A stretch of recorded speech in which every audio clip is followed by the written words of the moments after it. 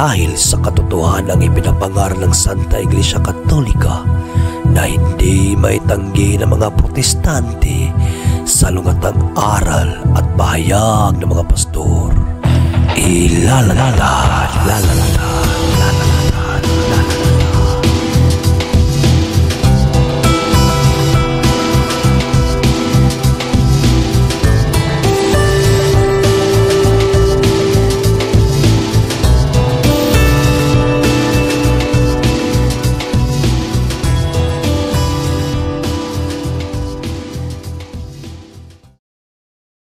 Car bag sauce in hand.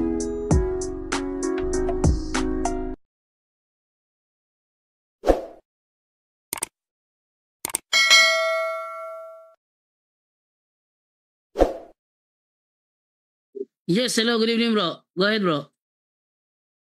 Tatanong ko Fernando, kasi Juan de la Costa dito. Si Juan de la Costa. Juan de la Costa. Right. Ang itatanong ko Fernando, Tole ko ka? hindi po. Okay, go ahead. Anong tanong mo? Ang itatanong ko lang sa iyo ay yung tungkol sa debate ng NCGI. Ay ilang taon nata nakalipas yun. Nasabi ninyo si Brother Eli Soriano ay siya ang founder ng NCGI dahil di umano sabi nyo doon sa Security and Exchange Commission ay nagpirma siya doon na bilang founder sa requirements. Ngayon, ang tanong ko sa iyo, lahat ba nang nagpipirma sa Security and Exchange Commission sa registration ay founder ang nagpipirma? Okay, ito yung sagot ko ha. Ang sinabi ko dati, pakinggan mo ha, itong sagot ko, sinabi ko dati ha, hindi ko makalimutan yung sagot ko eh. Nung umalis si Eli Soriano, lang bro, pakinggan mo. Nung umalis si Eli Soriano, sa samahan ni Nicolas Perez, si Willie Santiago ang nagsabi, nagbukod siya. Nagbukod. Nagsama ng mga kasamahan niya, nagbukod. Yon ang sinabi ni Willie Santiago. Pangalawang prueba, si Alfie Angeles ang nagsabi, nagparehistro siya. Dalawa na prueba ko, nagparehistro siya. Pangatlong prueba ko, sabi naman doon, Lon, naririnig mo ako, hindi? Hello, naririnig mo ako? Hello? Hello, bro? Hindi yata ako marinig noon. Ano nangyari? Ba't di mo ako marinig? Ang lakas ng boses ko eh. Ulit. Tawag daw, di mo ko, lang ha. Di mo ko marinig. Kasi anuhan. Sumasagot ako dun eh. Yan lang. Bro JD, good evening. Sala ba na ako nga careless kay ko sa mga sacramentals o mga images, religious nga nadulaan sa ako pag umangkon, ubos raman good ko. Ay, ito. Hello bro, naririnig mo ako bro? Hindi. Si bro, naputol. Ito na, okay na bro?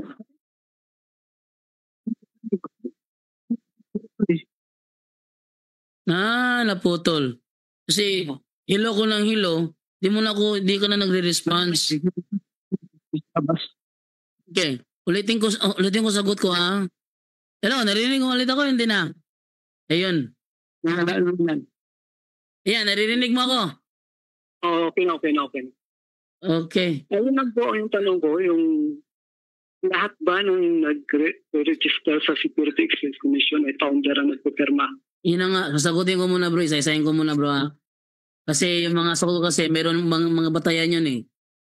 Una, pag alis ni Eli Soriano kay Nicolas Perez dahil pumalit na successor ay si Livita Gugulan, ayon kay Willie Santiago, siya ay nagbukod. Pag sinabing nagbukod, nag-iba ng samahan. Nag-iba ng samahan, nagbukod siya, nagbuo ng sariling kanya. Yun ay ibig sabihin ng nagbukod. Pangalawang prueba, sabi naman ni Alfie Angeles, dating magagawa rin niya, si Eli Soriano nagparehistro. Yan. At hindi lang yan na pinarehistro, na marami siya pinarehistro na mga iglesia. Marami siya pinarehistro. Pangatlong prueba ko, sabi ng ng pasugo ng INC,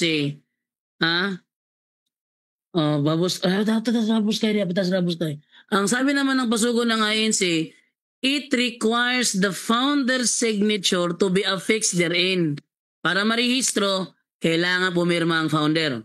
Ngayon, kung i-search mo ngayon sa kahit saang references, kahit dyan sa online, kahit saang AI, who is the founder of MCGI, ang lalabas talaga Eliseo Soriano. Di naman ibang tao. Ngayon, Brother, ang tanong ko... yun na nga bro. Maliban na siguro kung meron ka may pakita sa akin rehistro. Meron ka bang may pakita rehistro bro to prove na hindi siya ang pumirmang founder?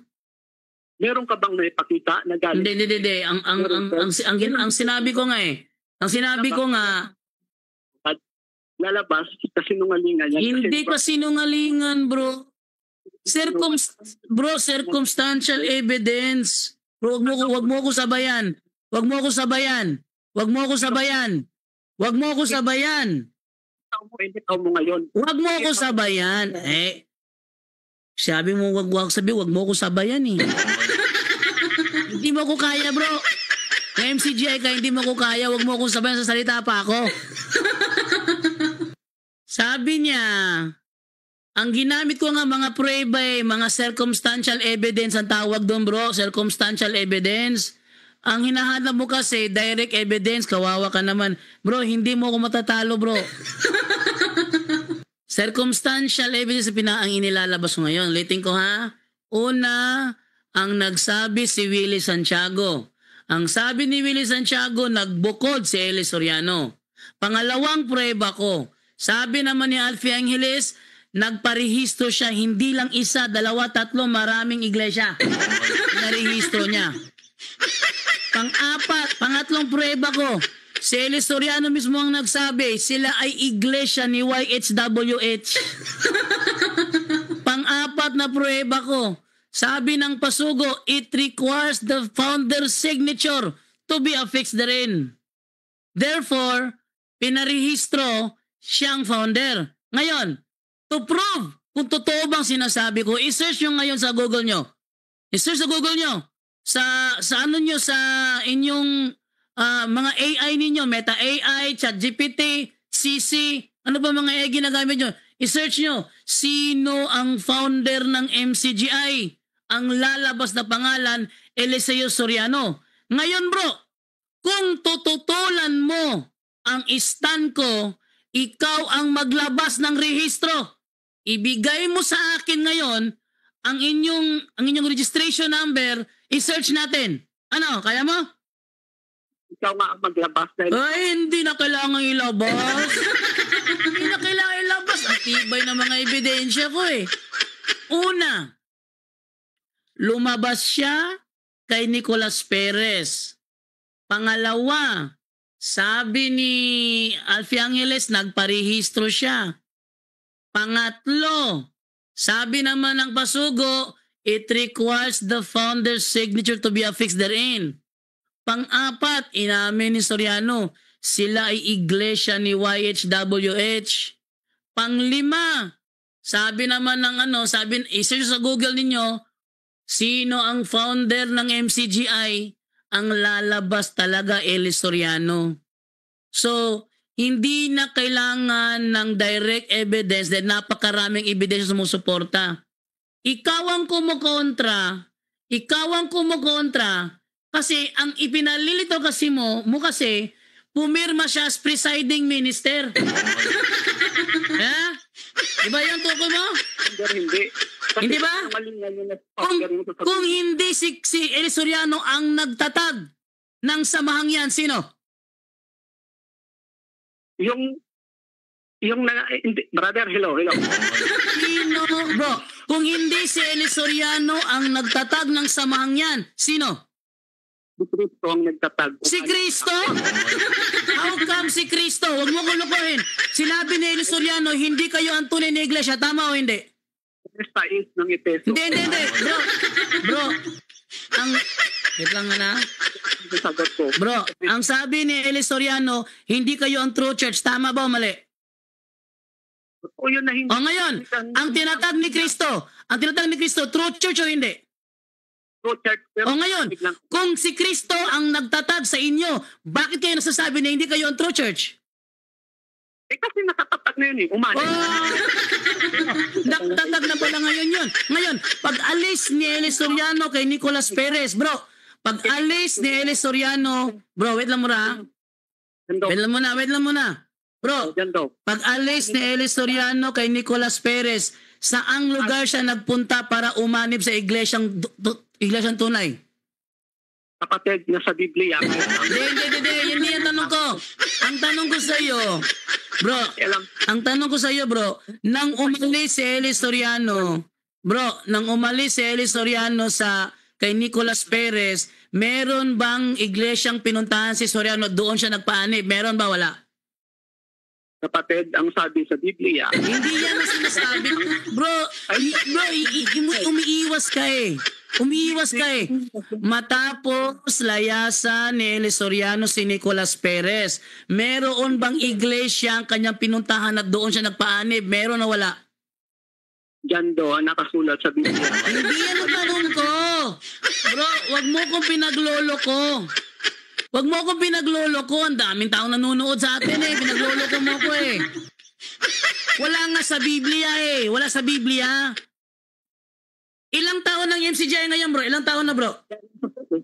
Bro, ilang taon ng MCGI ngayon, bro? Balik tayo sa premise. Bro, ilang taon ng MCGI? Bro, ilang taon ng MCGI?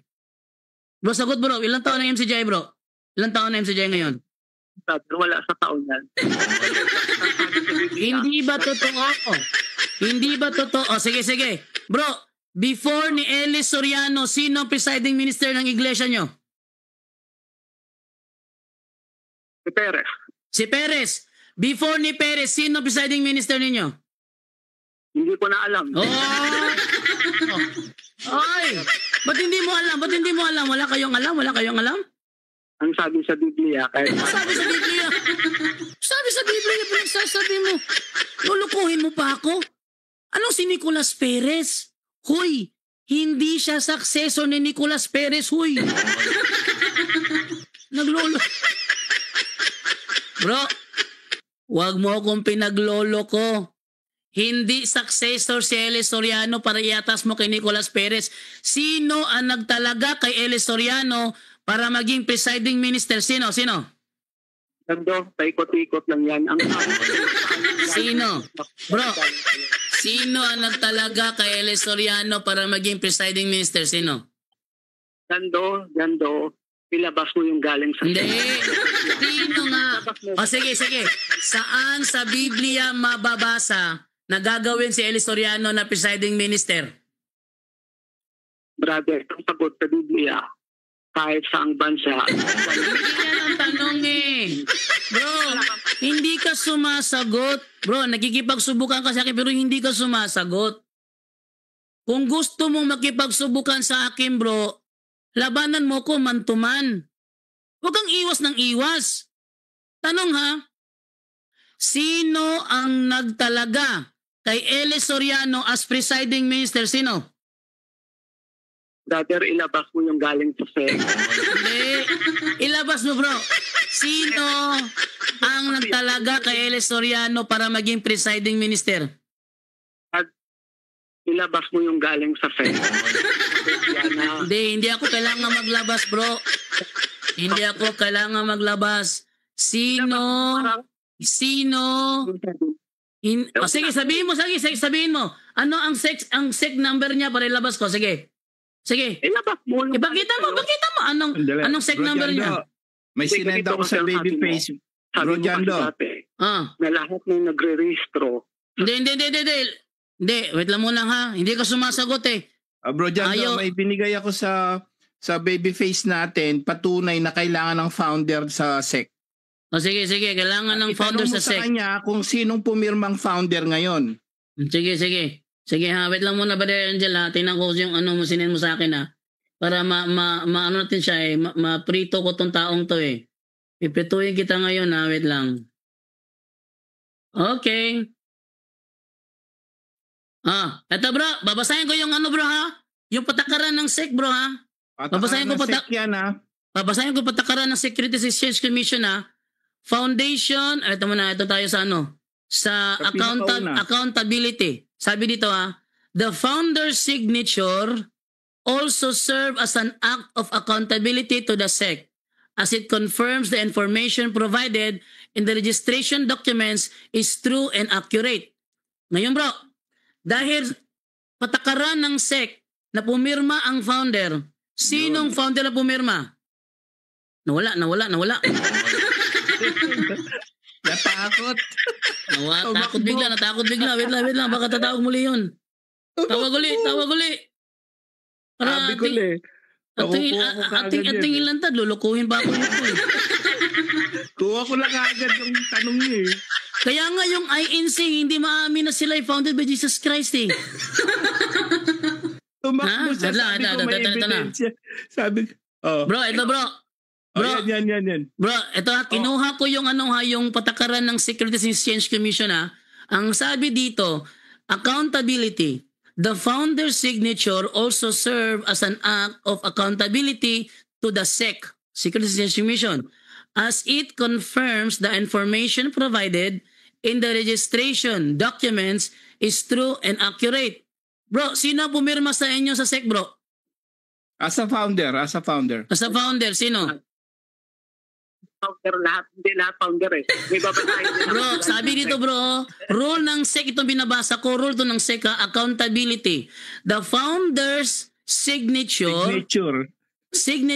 also serves as an act of accountability to the SEC as it confirms the information provided in the registration documents is true and accurate. Ang tanong bro, sino ang pumirma sa inyong registration as founder? Itong sagot ko. Si Brad Eli, wala siyang claim na siya ay founder. Hindi ko tinatanong kung nag-claim ba siya, bro. Hindi ko tinatanong kung nag-claim ba siya. Ang tanong, sino ang pumirmang founder? Kasi hihingi ng SEC ang founder signature. Sino ang pumirmang founder sa SEC? Ito ang sagot ko.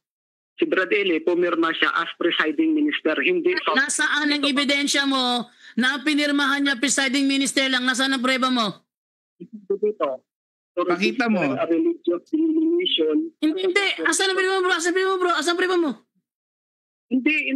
Ito nga hindi naman lahat kasi Asan ang prueba mo na ang SEC magre-register ng iglesia na hindi kailangan pumirma ang founder kasi nandito kasi foundation of the corporation. By signing the articles, the founder is essentially laying the groundwork for the religious organization's legal existence and its operation as a corporation sold under Philippine law. Tanong, sino ang pumirmang founder sa rehistro nyo? Hindi pwedeng walang founder, brother. Hindi pwedeng walang founder. Hindi lahat ng nagre-registro sa SEC ay Nasaan nga? Asan nga pwede mo kasi binabasa ko dito. Kailangan ng pirma ng founder eh. Hindi lang naman sa'yo yung dapat nating batayan eh. Meron din akong batayan eh. Sige, saan? Saan ang pwede mo na ang SEC magpaparehistro ng walang pirmang founder? Ito. Hindi naman kasi lahat ay nag-pirma founder. Meron din presiding minister. Saan nga ang prueba mo? Ito, babasahin ko nga. Wait lang. Huwag kang apurado. Masyado kang assuming. Ito, babasa ako. Ayan na nga yung batas religious denomination as a corporation sold with Securities and Exchange Commission or SEC in the Philippines. The presiding elder, bishop, minister, rabbi, acts the trustee and signs the articles of incorporation. So, walang hindi founder naman pala na lahat. nakalagay. So walang founder nakalagay bro? Walang founder nakalagay? Hindi naman lahat founder eh. Pwede naman. Kung ganun bro, nang umalis si Eli Soriano kay Nicolas Perez, nandyan na bang samahang yan o wala pa? Wag kang lumayo. Wag kang Hindi ako lumayo. Wala. Hindi ako lumalayo bro kasi bro, hindi yan supportive yung ano mo bro. Palusot yung binabasa mo eh.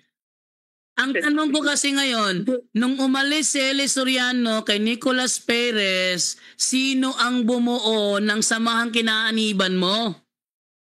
Ito ang sagot ko sa'yo. Doon tayo kasi sabi mo kasi founder siya eh. Kasi ito ang sagot ko sa'yo. Walang claim si Brad Eli na siya ay founder. Kahit saan niya na, kahit sa mga exposition niya, wala siyang claim na founder. Tinan nyo ha. Tinan nyo. Ang sabi dito sinerge ko sa ChatGPT ha. Ang tanong ko dito ha, pwede ba, ang SEC ba nagre-rehiso ng church sa Pilipinas na walang founder? Bawal yan bro na walang founder. Ano ka ba? Ipakita ko sa inyo ha. Ito. Pakita ko sa screen. Sa ito ha. Nagre-rehistro ba? Wait lang ha.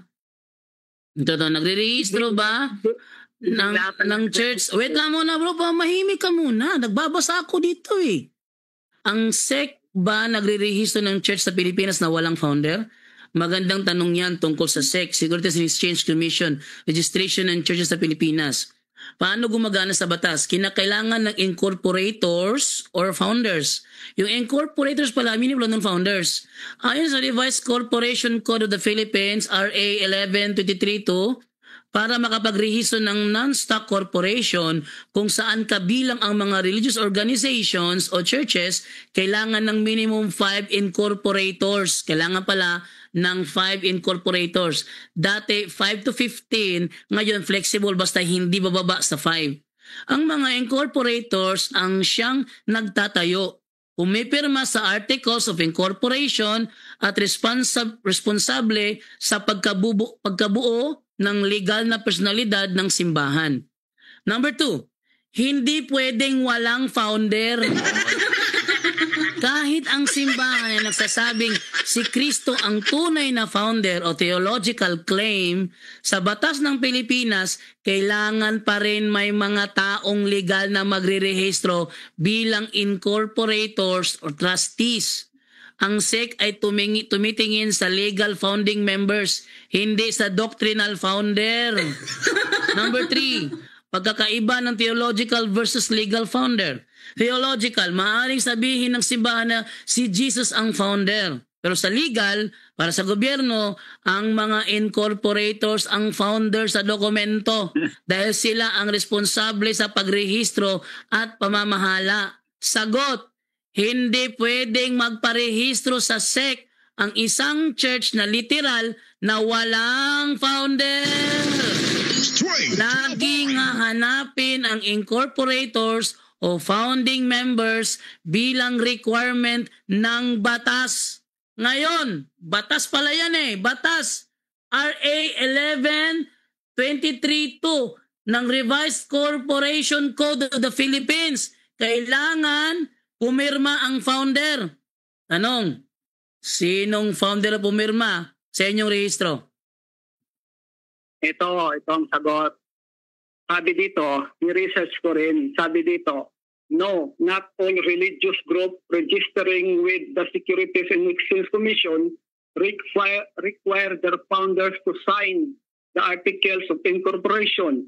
Rather, a verified affidavit of the presiding elder, secretary, or another designated members is typically required representing written consent. Saan mo binabasa yung binabasa mo? Saan mo binabasa yung binabasa mo? Alin? Saan yung binabasa mo? Saan mo nakuha yung binabasa mo? Eh, siyempre, nare-research natin. Ano yung search ko dito? Ako maghanap. Anong search mo dito? Alin? Anong search ko dito? Ako maghanap. Na pwedeng walang founder. Ganito na lang. Na pwedeng walang founder. Brad, magkatapos tayo. Ilabas mo na lang yung ano. Hindi. Yan nga. Nasaan yung ano mo, yung sinerch mo dyan? Babasahin ko rito, ano? Wait lang. Anong pangalan ni brother? Tanong mo brother, baka ano? Tanong mo bro, baka si Itso yan. Sige. Sige, Ito. sige. All religious groups who registering in sect of the Philippines must be signed by founder. Founder. By Yung founder. sagot, no. Gets no? Sige, sige. Ako magtanong dito. Oh. Ito ha. Nasa screen yung sinisearch ko eh. Tingnan niyo, nasa screen sinisearch ko dito. Religious Tingnan niyo. Ito. Ano nakalagay dito ha? Ang tanong ko, does SEC requires founder to register a church in the Philippines? Ang sagot ni AI Gemini, yes, founders are required to register their church as a non-stock corporation with the Securities and Exchange Commission in the Philippines to operate legally. The SEC regulates corporations, partnerships, and associations, and churches are typically registered as non-stock corporations or, in some cases, as a corporation. Oh, it requires founder. sabi nga sa Google not all Ano not all? Intindihan mo ba yun? Tinan mo, nalagay ko dito, nakikita naman sa screen yung binabasa ko eh. Does SEC requires founder to register a church in the Philippines? I-try mo kaya dyan, Muro. Ikaw daw mag-type mo. Itong sinerge ko dito. Does SEC requires I-type mo daw dyan, bro, ha? Nakalagay dito, bro, ha? Does SEC requires founder to register a church in the Philippines? Try mo daw i-type dyan. Ano lalabas? Sabi nga, not all religious groups registering with the Security and Exchange Commission. Bro, ito yung ano, bro. Ito ang i-type mo dyan, bro. Ito ang i-type mo dyan sa ano mo, sa Google mo. Does SEC requires founder to register a church in the Philippines? Yan ang i-search mo dyan. Yan ang i-type mo dyan. Sige daw. Ang sabi mo kasi, lahat ng nagre-register doon ay nagpipirma yung founder. Ay, hindi naman lahat ng nagpipirma founder Sinerge ko dito, yes, kailangan, no? Yes. Founders are required. All nga Sige. I-type mo dyan, bro. Ito, bro. I-type mo dyan ba? Does SEC requires founder to register a church in the Philippines? I-type mo daw. Hindi nga lahat ng Dyan. Bro, i-type mo dyan, bro. Tapos basahin mo ang sagot niya. Ito, halimbawa. Hindi, bro, i-type mo dyan muna. Does SEC requires founder to register a church in the Philippines? Tapos basahin mo anong sagot niya. Not all nga Sige, i-type mo muna, bro. I-type mo muna. Gusto ko na i-type mo muna. Tapos basahin mo ang sagot. Ganito, bro, para magkatapos tayo. Hindi tayo makakatapos ito, bro. Hindi tayo makakatapos ito, bro. Ilabas mo na yung ano mo. I-type mo dyan. Does SEC requires founder to register a church in the Philippines? Ang ginagawa niya kasi ganito. Binabaliktad niya sa akin ang burden of proof. Wala sa akin eh. Wala sa akin. Ay, naglalabas ako ng ebidensya. Siya naman, wala siya nilalabas na ebidensya eh. O sige, bro. Ilabas mo. I-type mo na dyan, bro. Naghihintay ako dito, bro. Not all nga. Hindi, ang sabi to, yes, required eh. Ito na lang para magkatapos tayo. Sige. Ano ang tinype mo dyan, bro? Anong tinype mo dyan? Sabi dito sa Google. Hindi, ano ang tinype mo na sinerge mo? Ano yun? Tinype ko, all religious. All religious? Groups for registering in the Wait lang. All religious? Groups. Say group. Church. Di ba church sa inyo? Grupo nga lang yun. Lahat ng grupo nga na nag-rehistro sa religious na yun. All religious. Hindi, ano ba naman to? Church yan, bro? O religious group lang? Ano ba to? Church yan o group lang?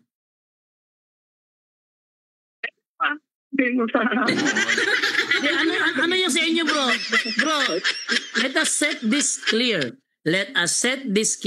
Ano yung sa inyo, bro? Group lang ba yan o church? Ay, siyempre, parehas ng grupo at church. Hindi parehas yun. Hindi parehas yun. May grupo ka lang, church na. Para Sige, type ko dito ha. All religious church, all churches na lang. All churches in the Philippines, all the churches in the Philippines, if registered with SEC, does it allows no founder? Diba? Does it allows no founder? No. Tingnan nyo ha? All churches in the Philippines, if registered with SEC, napakita ko sa screen. Tingnan nyo mga kaibigan. All churches in the Philippines, if registered with SEC, does it allows no founder? Answer, no. Registering with the Securities and Exchange Commission in the Philippines does not permit a church to have no founder. Instead, churches are typically registered as corporations sold by their chief religious leader, such as an archbishop or minister, to manage the church affairs and properties.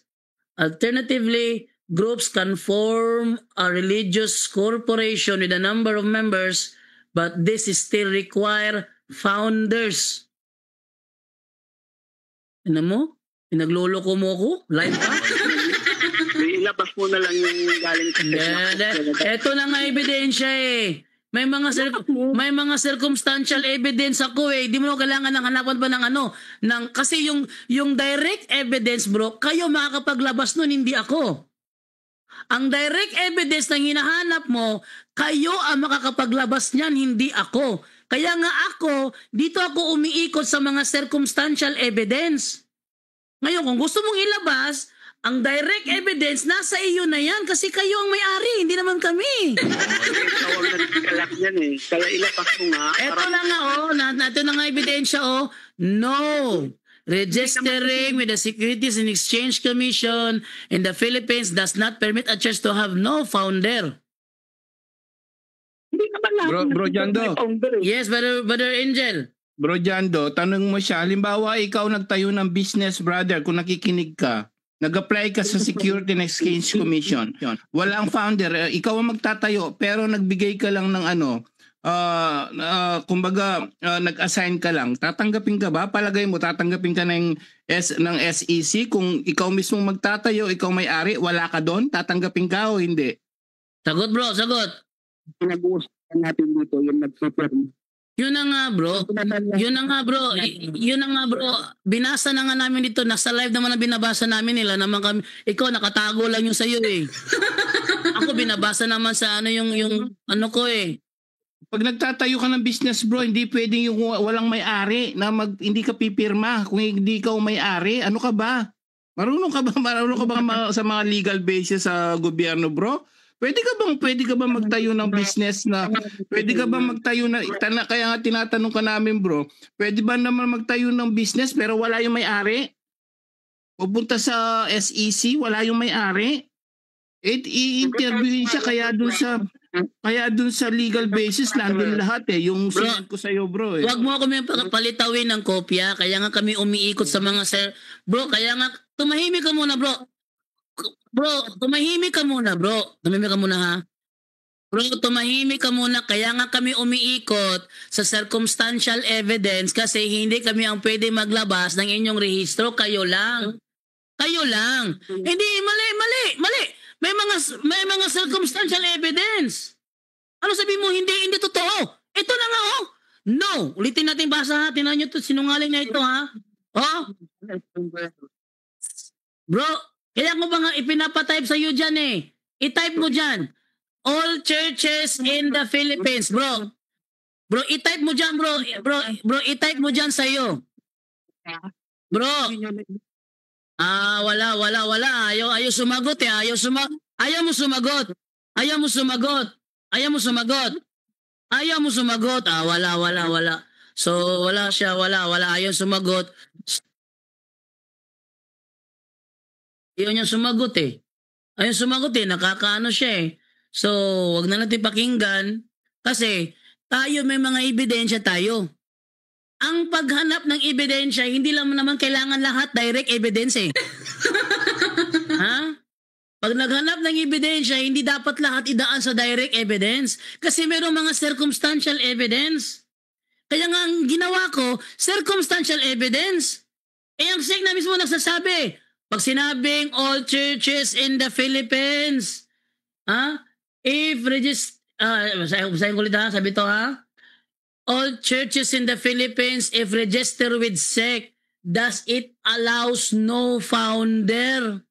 Kaya sabi mo, kasi pinaglaloan religious group na yan. Di pala kayo church. Kaya church, religious group, pareho lang daw yun. Pareho. Pareho ka dyan. Ang daming religious group, hindi naman church. Tingnan mo, yung ating Couples for Christ, religious group yan, hindi naman yan church eh. Yung Singles for Christ, religious group yan, hindi naman yan church eh. Under sila sa church. Ito ngayon. Sa church, all churches in the Philippines, if registered with SEC, does it allows no founder? Ang sagot na nga dito, no. Ating palakihin para mas klaro. Yan o. No. Registering with the Securities and Exchange Commission in the Philippines does not permit a church to have no founder. Instead, churches are typically registered as corporations sold by their chief religious leader, such as an archbishop or minister, to manage the church affairs and properties. Alternatively, groups can form a religious corporation with a number of members, but this is still require founders. But this is still require founders. Kailangan ko pa bang maglabas ng direct evidence? Meron akong circumstantial evidence na gigiba sa mo? Bro, wala naman sa akin ang burden of proof nasa iyo. Kaya ko nga sinabi na si Eli Soriano ang founder kasi hindi pwede sa SEC magparehistro ng walang founder ang iglesia. Ngayon, kung tututulan mo yan, ilabas mo ang inyong rehistro. Hindi ako kailangan maglabas yan. Ano ka ba? Oy. Bro, di ba mayroon ka noon who is the founder of the MCGI, Members Churches of God International? Ating hanapin sa Wikipedia. Para kasi wala tayong parehong maibigay na ebidensya doon o ebidensya na lang ng Google. Google ang ginamit niya. May MCGI. Founder. MCGI tayo. Founder. Mukhang actually tinanggal na yata yan yung mga ganyan founder. MCGI founder Eli Soriano. Eli Soriano. At yung buksan sa Wikipedia. The Members Church of God International, abbreviated as MCGI, is an international Christian religious organization with headquarters in the Philippines. Sinong founder nito? Founder. Inalis na nila yung founder. Tinanggal nila yan. Inalis meron akong bro, Angel, yung unedited na kopya ng MCGI sa Yes, meron ka dati nun, bro. Unedited ito na kopya. Wait lang, labas ko to ha. Ito isang unedited na kopya ng Wikipedia about Members Church of God International. Tinanggal nila Tinanggal nila, Tindi talaga nito. Tinanggal nila para makapagsinungaling lang. Para makapagsinungaling sa mga tao, tinanggal talaga nila. Ito tayo ating pakita sa screen. Yung unedited na nila, na kanilang record sa Wikipedia. Ito ay unedited na kopya nila. Sabi dito, yun natin ha. talagang inalis talaga nila, ano? Hindi talaga nila. Dati nga nahanap ko yun eh. Tapos ngayon, bandang huli, wala na, tinanggal na nila eh. Dahil sa debate eh. Nalaman nilang bawal ang founder na tao eh. Tinanggal nila yun. Dati naano ko talagang, siya, founder talaga nakalagay. Ayan o. Ito, tinan nyo. Dati yan, no? Ang laki o. Ito yung unedited na copy ng Wikipedia. Yan o. Abbreviated MCGI. Classification, Restorationism. Theology, Non-Trinitarianism. Overall Servant, Eli Soriano. Region Worldwide. Headquarters, EDD Convention Center, Sampaloc, Apalit, Pampanga, Philippines. Founder, Eliseo Soriano. As registrant to the Philippine government. Ba't inalis na yan ngayon? Anong nangyari? Ba't tinanggal na yan? At saka dito, tingnan nyo dito ha. Gusto ko ipakita sa inyo ito para makita nyo anong nangyari. Tingnan nyo ito. Ito tayo. Ito tayo sa kaniyang, On April 25, 1980, ito, in compliance with government regulations, Eli Soriano registered the group with the Securities and Exchange Commission as ang mga kaanib sa Iglesia ng Diyos kay Kristo Jesus, haligi at saligan ng katotohanan sa bansang Pilipinas. In 2004, its registered name was changed to Members Church of God International. Okay, dito tayo sa yung kay pag-alis niya sa kay Levita Gugulan. Wait lang ha. Saan ba yun? Ito tayo sa, after Perez' death in 1975, Levita Gugulan, the Secretary General of the Church, succeeded as presiding minister. Tapos sasabihin nila, before ni Eli Soriano, si Nicolas Perez, ha? Nicolas Perez. Si Levita Gugulan, no? Levita Gugulan, the Secretary General of the Church, succeeded as presiding minister. Soriano countered the authority of Gugulan. On February 29, 1976, Eli Soriano, the only ordained minister by Perez, together with 16 other members, created a schism and began a new church. Sino nagtatag niya? Nalang mag-iba? Sabi niya, si Kristo daw. Ano si Kristo? May record tayo, si Kristo? Nasa rehistro ba nila? Bro, AI mismo ngayon, nandyan, sinend namin ngayon. Sinend mo ngayon? Bagong-bago yan. Sige ba, sinend daw siya. AI yan, sana tawagan mo siya uli at pabulaanan niya yan. Ay, pinapabulaanan nga kasi ayaw niya. Gusto niya kasi isa lang ilabas. Ito yung diskusyon na yung ibang ebidensya, ano bang tawag sa lalabas ko yung ganyang uri ng fallacy ha? Anong uri ng fallacy yan? Binabaliwala yung ebidensya kasi isa lang gusto niyang makita. Cherry picking. Cherry picking. Ipakita mo muna yung AI natin bagong-bago AI. At ating buksan niyo sino yung sinasabi ni Brother Angel. Okay, ito tayo sa ayan. Sabi ganito. Ito ang pagkakabanggit dito. The founder of the Members Church of God International, which began its radio program ang dating daan in Apalit, Pampanga in 1980 was Sino? Was Eliseo Fernando Soriano. Hindi si Kristo. Hindi si Kristo. Tawagan mo siya ngayon. Sa kanilang rehistro ba, sa SEC, ang nakalagay ba na founder, Jesus Christ? Tawagan mo siya ngayon. Ano yun? Ito, malitong AI. Mas tama ka. Hindi na nakikinig ba dali dyan? Kaya ko nga di na nakikinig eh. Nagbabanat-banat eh. Sana, kung lalaban ka sa amin, maglabas ka ng ebidensya mo. Ito, logika. Kami, may ebidensya kami. Was Eliseo Fernando Soriano, also known as Brother Eli, The organization was also previously known as ang mga kaanib sa Iglesia ng Diyos kay Kristo Jesus sa Haligi at Saligan ng Katotohanan sa bansang Pilipinas before adopting its current name. Save mo yan, bro. Para baka sabihin nila AI yan, ha, bago yan. At saka yung dati mo. Tinan mo? Ang kapalulukuhin mo, may mga batayan tayo.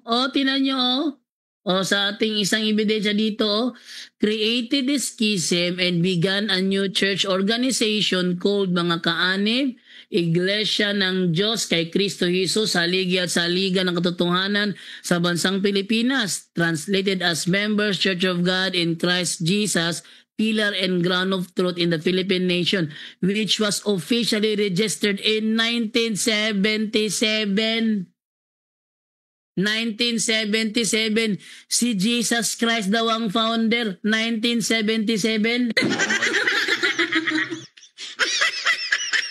In 2004, the church changed its name to Members Church of God International.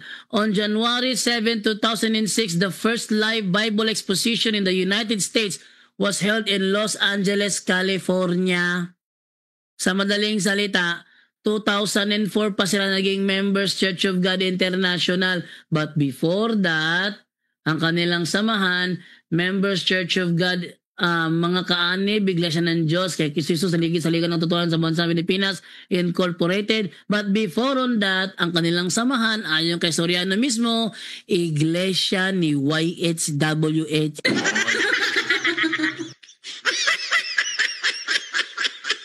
Magkikipagsabayan kayo sa akin, ha? Sana, huwag kayong mag-focus sa isang ebidensya lang. Kasi maraming paraan para ilabas ang ebidensya, kahit sa korte.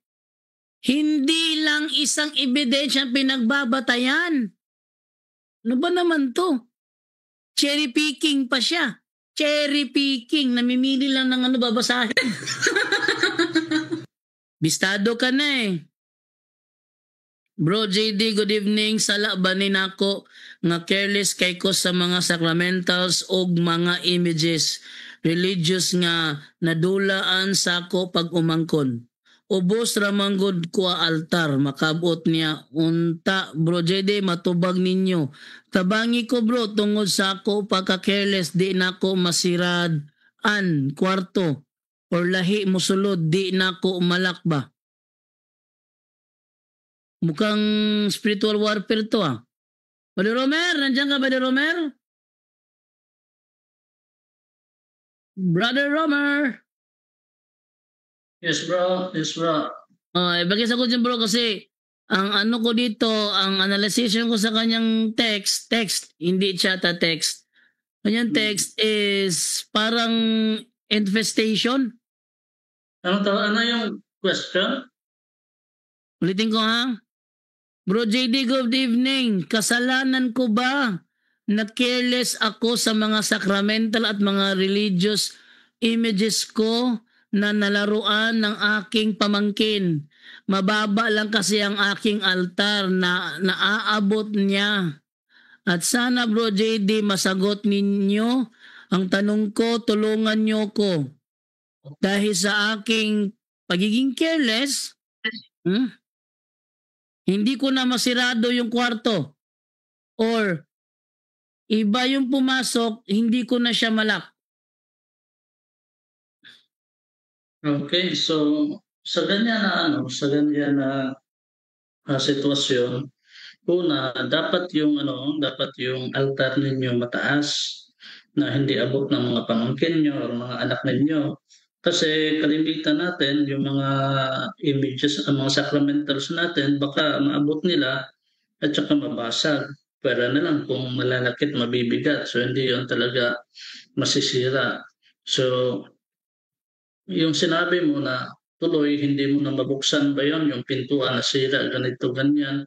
So hindi natin, sa lahat ng panahon, demonyo ang sinisisi natin kasi hindi man yan mapuprove kung ang isang bahay infested kapag wala, for example, walang open ang psychic ability, hindi yan natin mapuprove kaagad na hindi kaagad yung sabihin natin demonyo kasi ganito hindi na nasara, hindi baka nasira kasi laging pumapasok yung mga pamangkin mo or mga anak mo doon sa mismo na kwarto. So palitan mo ng doorknob o ganyan kasi parehas dito, nasisira yung mga doorknob. Hindi naman kaagad, demonyo yung sinisisi natin kasi meron talaga mga doorknob na hindi talaga matitibay. Yung mga disposable baga. So, gano'n, no? Huwag tayong mataranta.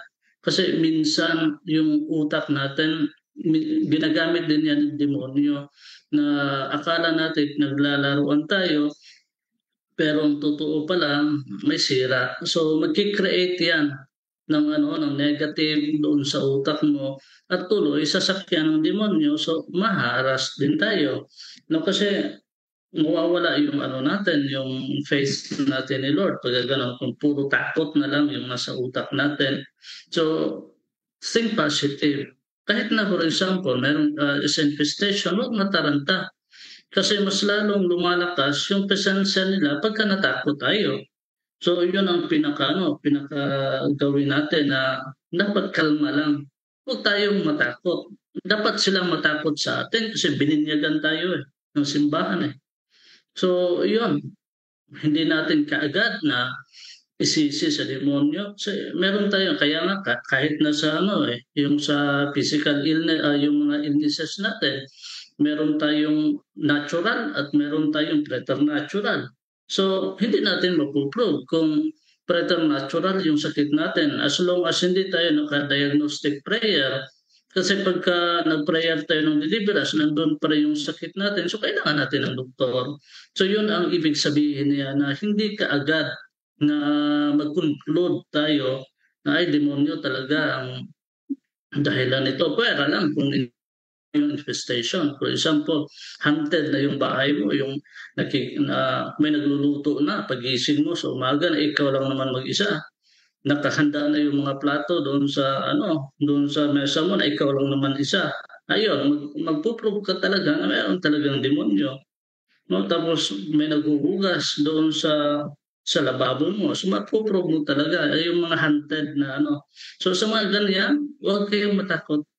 Huwag kayong matakot kasi merong natural na dahilan din kung bakit nagkaganon. Ma-prove lang natin yan kapag yung isang bahay infested or haunted, kapag meron talagang nangyayari sa mismo na bahay. So yun lang ang sagot natin, Bro Jando. Bro Jando, may isisingit ako rito. Tanong sa akin, actually kanina pa siya, nag-iisa lang, isang sister, bro. Sige, bro, kasi pa Okay. 10-11 na. Okay, last question na to. Sis Emerlita, nag-ano yata siya ngayon. Nakikinig daw siya sa live natin sa PPP.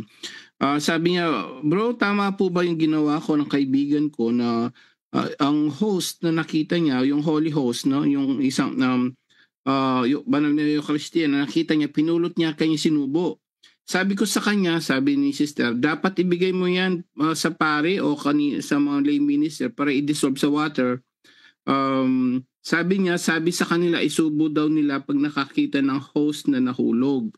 So ano ba po ba yung tama doon? Ayun. So maganda kasing tanong niya. Halimbawa may nakita tayo, no, na holy host, consecrated host na nasa floor sa simbahan.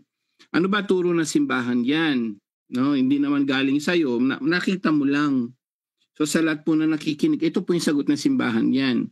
Kapag yan, tingnan mo mabuti kapag yan hindi pa natapak-tapakan, hindi naman siya marumi, alam mo, bago pa lang yan, pwede mo siyang consume.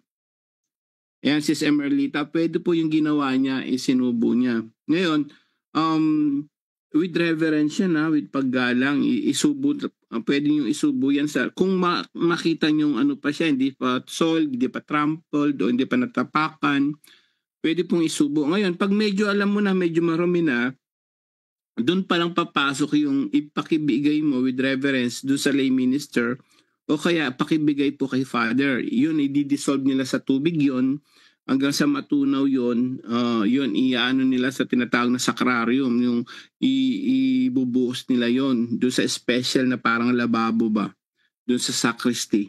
So, yun po yung sagot natin dyan, Sis Emerlita. Tama yung ginawa niya. Lalo na kung nakita niyang hindi pa naman marumi, hindi bago lang. Especially kung nakauhulog lang yung araw ba ng misa, oras ng misa. Pwede pong, kahit hindi sa inyo yun, nakita niyo, pwede yung isubo sa lahat na nakikinig. Turo po na simbahan yan. With reverence, pwede yung isubo. Pag nakita niyo namang medyo natapak-tapakan, marami na siya, ibigay niyo po kay Father yon, i-dissolve niya sa tubig po. Yun po yung sagot natin si Emerlita. Baka okay na siguro yun, bro, Jando. Okay, so nag-miss ko sa akin si Pioy. Ano kayang sadya ni Brother Pioy? Ilang mo na ha? Ito nag-miss ko sa akin. Sadya siguro ito. Alam mo na ha? Baka may gusto sabihin. Hello, bro Pioy! Ano natin, bro? Ko kasi yung debate ni Bro Wendell about yung sa case yung sabi na sino yun yung naakusahan si Manalo na ng rape. Ganyan, bro. Ano ba bro? Diba sabi nung INC na napawalang visa daw na lahat ng case kaya ano na daw yun. Ang iniisip ko paano yung mga nakakulong, yung nakapatay, yung mga magnanakaw kasi wala napawalang visa na pala yung mga batas ng nilabas ng Pilipinas ahead of time. So yun ang tanong ko, bro, parang hindi tama yung sinabi niya. Tama yung sabi ni Bro Wendell. Okay, bro Wendell? Brother Wendell? Brother Wendell, wait lang muna. Tulog. Hindi, di tulog to.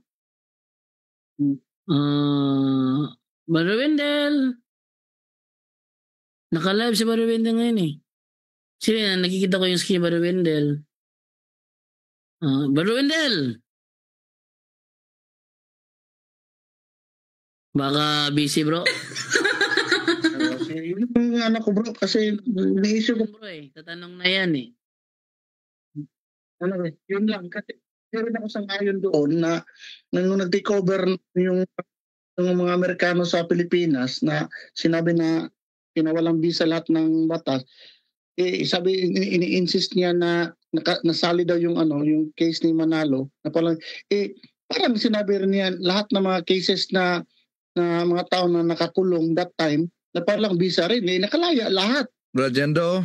Ayun, Brother Wendell, go ahead Brother Wendell. Una, tandaan natin na ang desisyon ng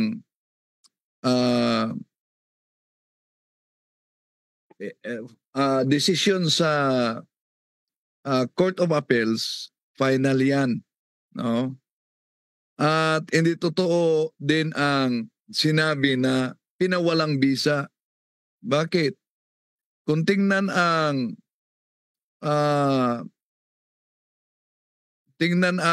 mga ruling sa korte, no? Yung GR number L5 September 17, 1945. Malinaw naman ang binanggit diyan sa ruling, no? At nauna na nating tinatalakay yan, no? Petition for mandatos. Una, kung pinawalang visa ang lahat, meron bang kasaysayan na may massive na pinalabas na mga nakulong dahil na pawalang visa na? Kung tingnan natin ang sandali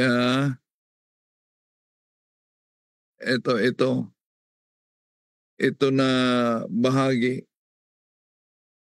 sa ito ay Republic of the Supreme Court, ito GR number L-5 September 17 1945. No? Ito po. We shall now proceed to consider the first question.